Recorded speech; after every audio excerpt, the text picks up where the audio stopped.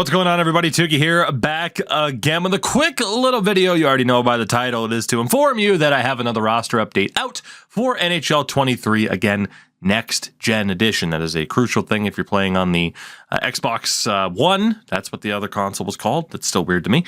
If you were on the Xbox One version of the game, this will not show up, of course, but it is my fourth and probably final roster update for NHL 23. I've talked about it before. Didn't have too many updates out this year.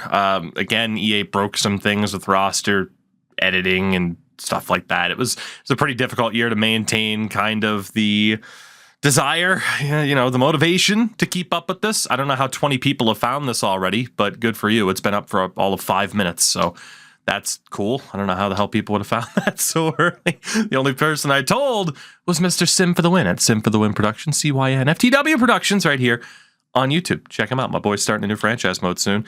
But yeah, as you would have been able to tell by the description, everything is up to date as of August 6th, including the Erik Karlsson trade. There is the new contracts for the likes of Troy Terry for the Bruins. Patrice Bergeron's been moved to an ECHL team because he has retired.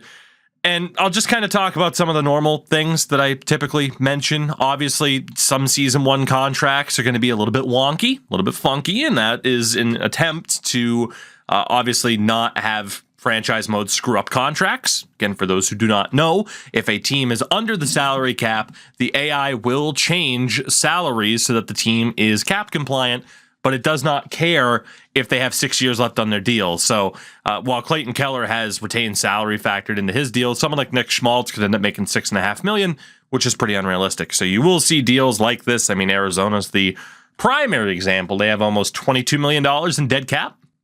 I'm pretty sure. I think, well, not dead cap, but LTIRs with Brian Little.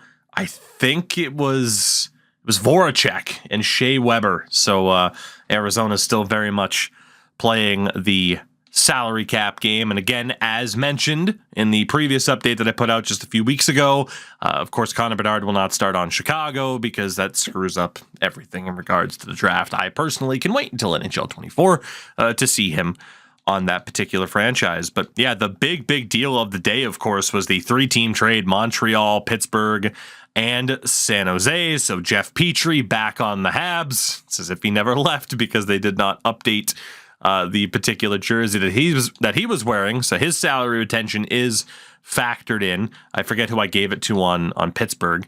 And then obviously someone will have the retention on the Sharks for Erik Karlsson now that he's only getting paid or counting $10 million against the cap in favor of the Penguins. But yeah, it is very, very weird to see Erik Karlsson as a Penguin.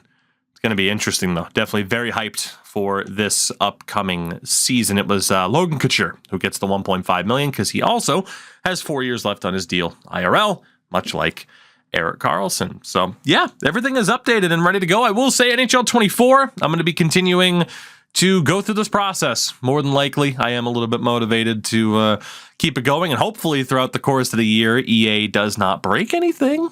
That would be really cool, wouldn't it? Yeah.